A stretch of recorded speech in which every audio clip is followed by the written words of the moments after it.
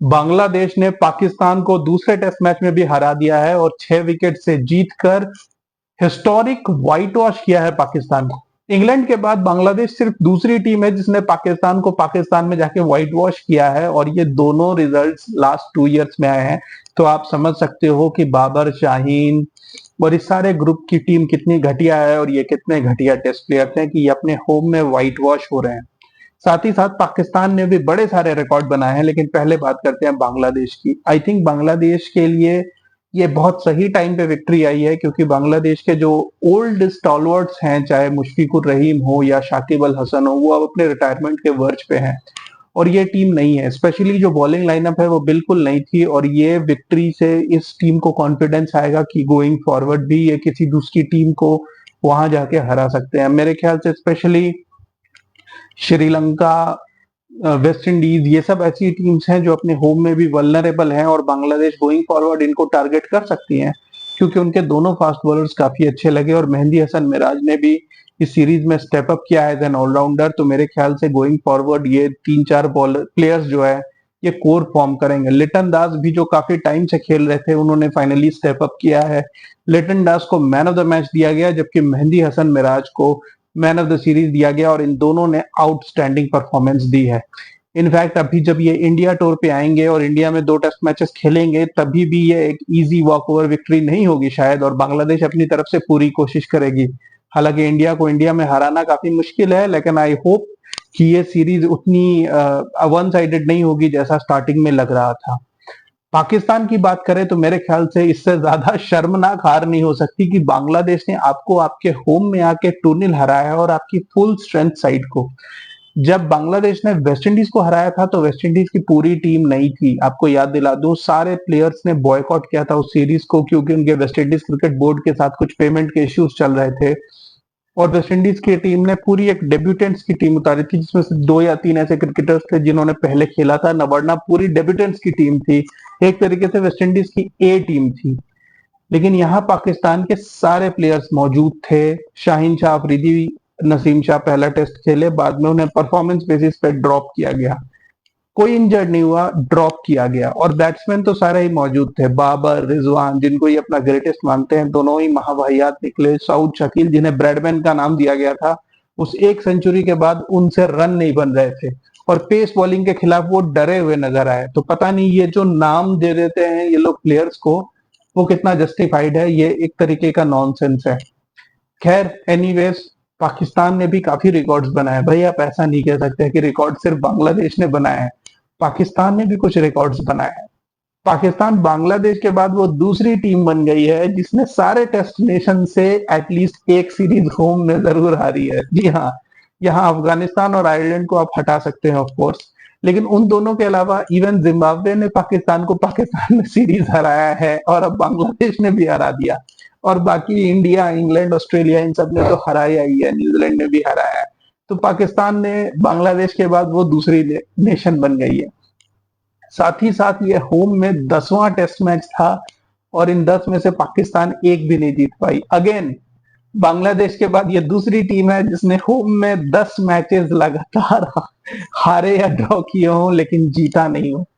आप इमेजिन कर सकते हो कितनी वाहियात परफॉर्मेंस है होम में। और आपको बता दूं कि आखिरी 2 टेस्ट मैचेस में शान मसूद कैप्टन थे, और पहले 8 में बॉब्जी द किंग। तो बॉब्जी द किंग ने इसकी शुरुआत की थी। 8 टेस्ट मैच बॉब्जी ने दिए थे, 2 इंग्लिश स्पीकिंग शान मसूद ने दिए।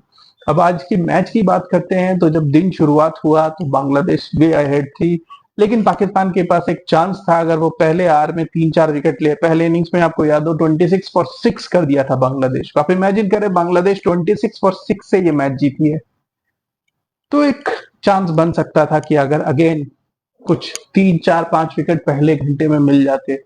लेकिन बांग्लादेश के बैट्समैन आज काफी पेशेंट थे। जहां कल 7 ओवर्स में 42 रन्स थे, वहां आज बांग्लादेश बिल्कुल 3 रन्स पर ओवर के रेट से खेल रही थी।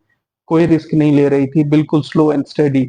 शायद उन्हें कोई फर्क नहीं पड़ रहा था कि अगर वो 185 नहीं भी चेस कर पाए और बारिश हो जाए। और सेम शान मसूद की हालत थी, वो भी बारिश का ही वेट कर रहे थे।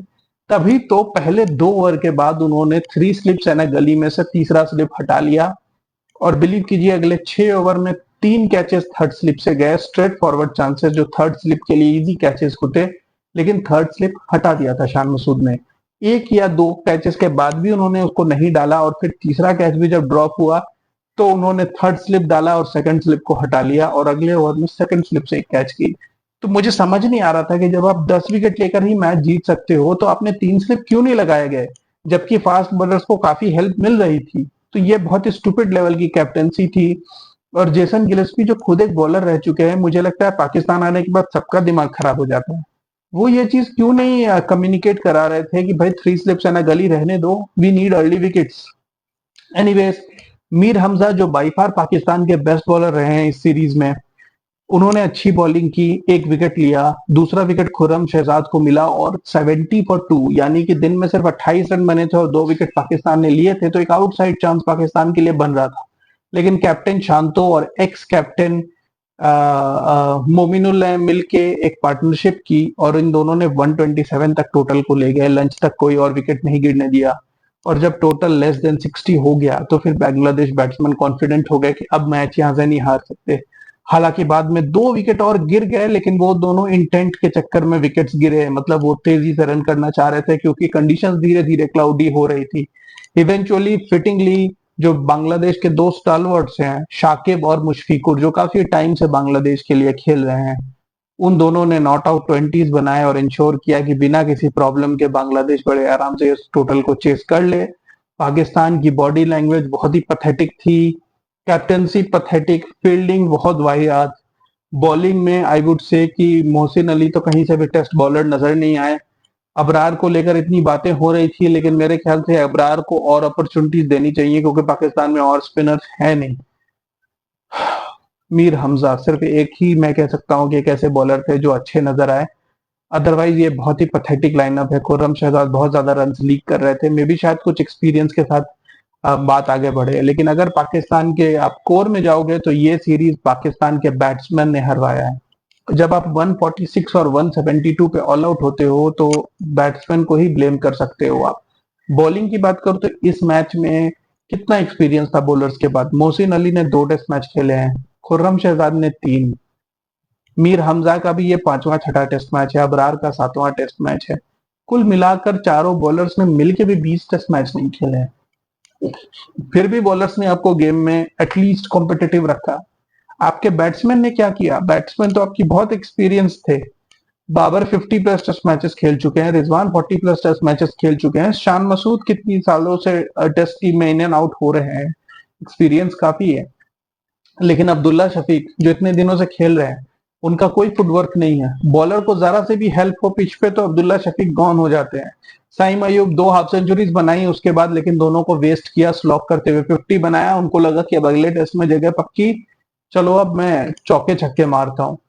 शान मसूद अगेन स्टार्ट्स लिए, कन्वर्ट नहीं किया। बॉब्जी द किंग की तो कितनी ही बात कर चुका हूं, अब उनके बारे में बात करना ही बेकार है। शाउद शकील जिन्हें ब्रैडमैन कहा गया था, 1 सेंचुरी और लगातार 3 फेलियर्स, और पेस के सामने तो वो डरे हुए नजर आए, क्या का ब्रैडमैन है और इन्हें क्यों वाइस कैप्टन बनाया गया है, इनकी क्या परफॉर्मेंस है। रिजवान वो बाई फार पाकिस्तान के बेस्ट बैट्समैन लगे हैं इस सीरीज में, लेकिन वो बहुत सारे लूज शॉट्स खेलते हैं, मतलब उनकी बैटिंग में हमेशा एक चांस रहता है कि ये कैच देंगे, और वो जो भी रन बनाते हैं उसमें 2 या 3 ड्रॉप कैचेस जरूर होते हैं क्योंकि वो फ्लैश करते रहते हैं, एजेस जाते रहते हैं। अब वो एजेस हाथ में जाएं या स्लिप के ऊपर से जाएं, बस वही उनकी किस्मत होती है।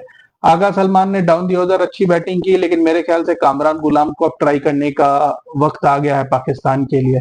ओवरऑल आई थिंक पाकिस्तान के लिए बहुत ही शर्मनाक हार है और इससे ज्यादा नीचे शायद पाकिस्तान की क्रिकेट अब नहीं जा सकती। बांग्लादेश ने पाकिस्तान आके, जबकि बांग्लादेश खुद एक ऐसी टीम है जो कहीं नहीं जीतती। अभी कुछ ही दिन पहले मैं एक वीडियो में कह रहा था कि शायद बांग्लादेश इस वक्त एशिया की वर्स्ट टीम है, और उसने अगर पाकिस्तान को पाकिस्तान जाके हरा दिया है तो मेरे ख्याल से वर्स्ट टीम पाकिस्तान है, बांग्लादेश ने। Keep watching guys, thank you.